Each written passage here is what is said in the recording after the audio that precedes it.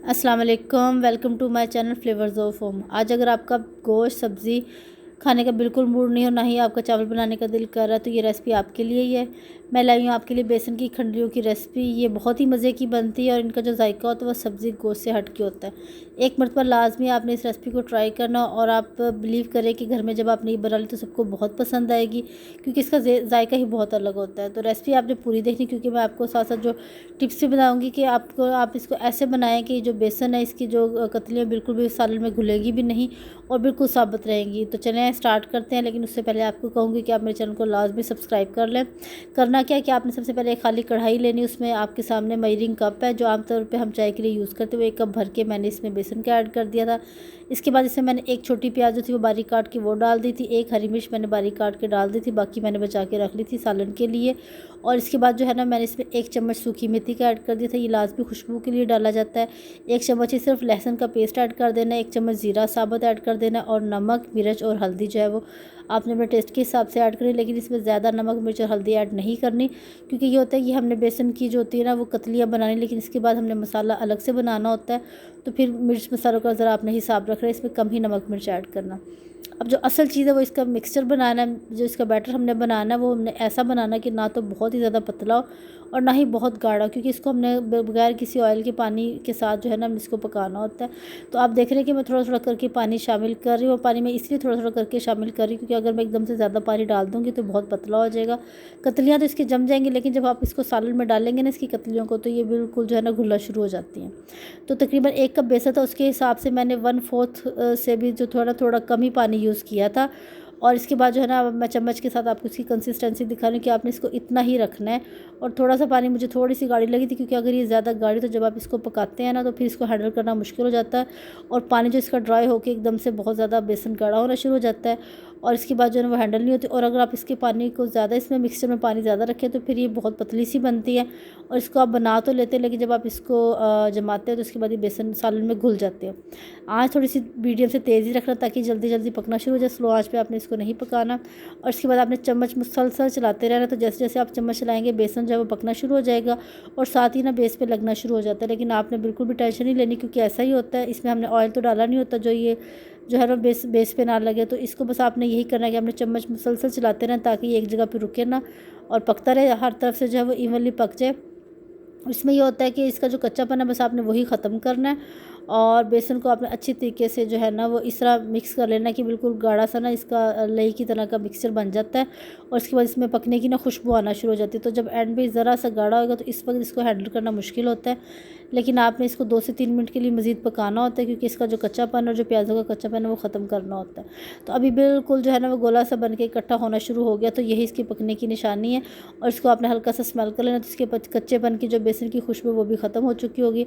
अब आपने करना क्या है कि आपने एक बिल्कुल ट्रे ले लेनी है। मैंने तो स्टील की परात ले ली थी, उसको लेके आपने उसके अंदर जो है ना सारे मिक्सचर को डाल देना गरम गरम। कोई आपने वेट बिल्कुल नहीं करना, क्योंकि जितना ये गरम गरम हम इसमें डालेंगे उतनी जल्दी ये आसानी से जमना शुरू हो जाएगा, क्योंकि थोड़ा सा देर रखें तो फिर ड्राई होना शुरू हो जाता है। इसको चम्मच की मदद से आपने फैला लेना।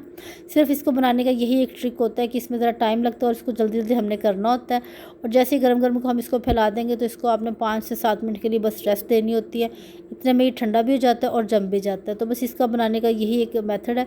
और इसके बाद जो पतीला रह जाएगा, ये जो भी कढ़ाई है जिसमें आपने बेसन पकाया था, उसी में आपने थोड़ा सा पानी इसकी ग्रेवी के लिए ऐड कर देना है, और इसको आपने पका लेना, पकने के लिए रख देना, क्योंकि हमने इसको भी ज़ाया नहीं करना। जो इसका बेसन बेस पे लगा हो तो हम उसको भी जो है ना वो एंड में सालन में हमारे यूज़ कर लेंगे। और जो बेसन मैंने जमा के रखा था परात में, वो बिल्कुल जो है वो ठंडा हो चुका था। इसको मैंने छुरी की मदद से इसकी कटिंग कर ली थी, जैसे हम दाल के हलवे की कटिंग करते हैं। आप चाहें तो बड़े बड़े स्लाइसिस भी कट करें, लेकिन मैंने इसके छोटे ही स्लाइसिस किए थे, मैंने स्क्वायर शेप में किए थे। जिस तरह आपको पसंद आप उस तरह कर लेते हो। आप पीसीज आपके सामने बहुत जल्दी जो है वो ठंडे होके जो है ना वो हार्ड हो जाते हैं बेसन, और बड़े अच्छे इसके स्लाइसेस कट जाते हैं। तो इसको आप ऐसे भी इंजॉय कर सकते हैं, बहुत ही मज़े के लगते हैं, और बच्चे इसको ऐसे भी बहुत पसंद करते हैं। तो लेकिन ये है कि इसकी थिकनेस आपके सामने है। अगर आपको ज़्यादा मोटे पसंद तो आप मज़ीद जो है वो थोड़ा सा ज़्यादा ना फैलाएँ, इस मिक्सचर को थोड़ा कम रखें। तो ये इसके बाद ये होता है कि ज़रा मोटे मोटे कटते हैं। तो ये बेसन की जो कतलियाँ थी वो मैंने काट के अलग रख ली थी, और इसके बाद जो पानी उबलने के लिए रखा था वो भी बॉयल हो गया था, उसको भी मैंने अलग से रख दिया था। इसके बाद हमने ग्रेवी की तैयारी करनी है। अच्छा, इसका सालन बनाने के लिए आपने करना क्या है कि 2 से 3 प्याज ले लेनी मीडियम, उनको बिल्कुल बारीक चॉप कर लें, या आप इसको बिल्कुल ब्लेंडर में डाल के ना पीस भी लें। क्योंकि इसका ये होता है कि ग्रेवी जितनी भी बारीक होगी उतना ही अच्छा होगा। इसके बाद हमने ऑयल ज़्यादा लेना, अगर आप चाहें तो आप इसको घी में भी बनाएं, उससे ज़्यादा अच्छा टेस्ट आता है। तो थोड़े से ज़्यादा ऑयल लेके इसमें हमने प्याज को अच्छे तरीके से ब्राउन कर लेना है, लेकिन कलर आपने ज़्यादा डार्क भी नहीं करना, फिर उससे ये होता है कि सालन का कलर ख़राब हो जाता है। तो जैसे प्याज हल्की सी सॉफ्ट, उसमें 1 चम्मच अदरक लहसुन का पेस्ट शामिल कर देना, इसको प्याज़ों के साथ थोड़ा सा फ्राई कर लेना है। जब ये तीनों चीज़ें अदरक लहसुन का पेस्ट और प्याज़ें ब्राउन होना शुरू हो जाए तो आप इसमें थोड़ा सा पानी डाल दो, उससे ये होता है कि प्याज़ें ज़रा सॉफ्ट हो जाती हैं और फिर गलना शुरू हो जाती हैं। तो पानी मैंने इसमें शामिल कर दिया था, थोड़ा सा 2 से 3 टेबल स्पून, और इसको मैंने ज़रा पका लिया था। अब जैसे ही पानी के साथ प्याज़ें जो थी ना वो गलना शुरू हो गई थी, मतलब इसमें मिक्स हो गई थी, तो इसमें फिर मैंने जो था टमाटर एक बारीक काट के वो और 2 हरी मिर्ची थी बिल्कुल बारीक कटी, वो मैंने इसमें शामिल कर दी थी और इसको मैंने थोड़ा सा पका के ना कवर कर दिया था। कवर करने का ये फ़ायदा होता है कि जो टमाटर होते हैं ना वो जल्दी सॉफ्ट हो जाते हैं।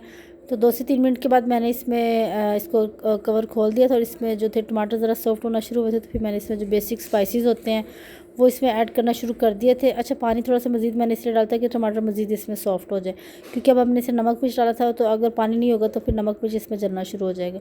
इसमें मैंने आधा चम्मच जो थी वो हल्दी की डाली थी, इसके बाद जो थी वो नमक डाला था। नमक भी मैंने थोड़ा सा क्वान्टिटी में कम ही रखा था, क्योंकि मैं जो बेसन की कतलियाँ उसमें मैं नमक पहले से शामिल कर चुकी थी। इसके बाद 1 चम्मच मैंने इसमें पिसा हुआ धनिया शामिल कर दिया था और 1 चम्मच ही मैंने इसमें पिसी हुई लाल मिर्चें शामिल कर दी थी। अब मैंने मसाले को भूनना है। अच्छा, इसमें स्पाइसेस का आपने हिसाब किताब ये रखना होता है, क्योंकि हमने जो बेसन की खंडली है, जो कतलियाँ हमने पहले से बना के रखी हैं, उनमें भी हमने नमक मिर्च डाला हुआ था। तो अगर आप इस मसाले में भी पूरा नमक मिर्च डाल देंगे तो जब आप इसको खाएंगे तो एंड में इसका जो मिर्च मसाला आता है ना वो बहुत तेज़ हो जाता है और फिर वो खाने में भी अच्छा नहीं लगता और खाया भी नहीं जाता। तो इसके लिए आपने करना क्या है कि आपने इसको बैलेंस रखना है। बैलेंस आपने इस तरीके से रखना है कि जब हमने इसकी कतलियाँ बनाई तो उसमें हमने सिर्फ इतने स्पाइसेस ऐड करने हैं कि वो टेस्ट में सही लगे, लेकिन बहुत ज़्यादा स्पाइसी ना हो। इसके बाद जब आप मसाला भुनेंगे तो थोड़ा सा अपनी जो आप बनाते हैं मिर्च मसाला ऐड करके मसाले में, तो जितना आप नमक मिर्च ऐड करते हैं उससे आपने क्वांटिटी थोड़ी सी कम ही रखनी है। इसके बाद हमने इसकी भुनाई करनी है और इसकी भुनाई हमने बहुत अच्छी तरीके से करनी है कि जो प्याज़ें हैं, टमाटर, हरी मिर्च, सब चीज़ें जो है आपस में मिक्स हो जाए। उससे फिर ये होता है कि ग्रेवी ज़्यादा अच्छी बनती है। और अक्सर लोग ये होता है कि इसको शोरबे वाली ज़्यादा पसंद करते हैं, लेकिन मुझे ये था कि मैंने इसमें ज़रा शोरबे की क्वांटिटी कम ही रखी थी, क्योंकि अपनी अपनी पसंद होती है और मुझे इसमें शोरबा बहुत ज़्यादा पसंद नहीं है, तो मैंने ज़रा शोरबा के हिसाब से ना पानी को कम ही रखा था। अब इसका मसाला हमने इतना भून लेना है कि तो ऑयल जब वो अलग हो जाए और इसका जो मसाला दूसरा वो अलग हो जाए। तो आपके सामने इसको तकरीबन 5 से 10 मिनट लगे थे, तेज़ आंच पे आपने इसकी भुनाई करनी है। और साथ साथ मैं इसको चम्मच इस तरह चलाती रही थी कि जो इसमें प्याज है वो अच्छी तरीके से मैश होते जाएँ। तो अभी ये ऑयल जब इसका बिल्कुल अलग नज़र आना शुरू हो गया था, और ऑयल की क्वांटिटी भी आपने थोड़ी सी ज़्यादा ही रखनी है सालन में। तो इसके बाद जो हमने पानी इसका बॉयल करके बेसन के साथ रखा, तो हमने इसमें पानी ऐड कर देना है। और अगर आपने ज़्यादा ग्रेवी बनानी तो आप इसमें थोड़ा सा पानी फिर मज़ीद ऐड कर दें। इसको कवर कर देना है, क्योंकि पानी तो पहले से पक चुका था, तो फिर बस 2 से 4 मिनट के लिए इसको हमने पकाना होता है कवर करके। तो जैसे जो है वो इसका मसाला बन के रेडी हो गया और इसकी ग्रेवी भी पक गई है। तो इसके बाद जो है ना एंड में हमने इसमें जो बेसन की कतलियाँ काट के रखी थी वो हमने इसमें शामिल कर देनी है। और ये आपके सामने की ग्रेवी जितनी मैंने रखनी थी वो मैंने गाढ़ी उतनी कर ली थी। अभी जो कतलियाँ वो मैंने एंड में डाली थी। अच्छा, कुछ ये भी होता है कि मसाला भूनते हुए भी कतलियाँ इसमें शामिल कर देते, उससे भी टेस्ट बहुत अच्छा आता है, लेकिन मैंने इसको एंड में शामिल किया था और चूल्हा जो था बिल्कुल स्लो फ्लेम पे मैंने कर दिया था बाद में। इसके बाद मैंने इसमें ये शामिल करना की थी। और एंड में जो है ना आपने इसके टेस्ट को बढ़ाने के लिए इसमें सूखी मेथी 1 चम्मच लास्ट भी डालना है, क्योंकि इसका जो खुशबू और जो टेस्ट होता है वो सूखी मेथी से ज़्यादा अच्छा लगता है। और थोड़ा सा आपने इसमें गरम मसाला ऐड कर देना, बहुत ज़्यादा गरम मसाला आपने इसमें नहीं डालना, क्योंकि जो गरम मसाले का टेस्ट होता है ना वो बहुत स्ट्रॉन्ग होता है। इसको थोड़ा सा कवर इसलिए कर दिया था क्योंकि इसमें मैंने मेथी डाली थी।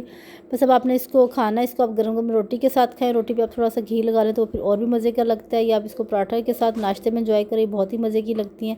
तो मुझे आप बताइएगा आपको मेरी रेसिपी कैसी लगी, और वीडियो को लाइक शेयर लाजमी कीजिएगा। ओके, अल्लाह हाफिज़।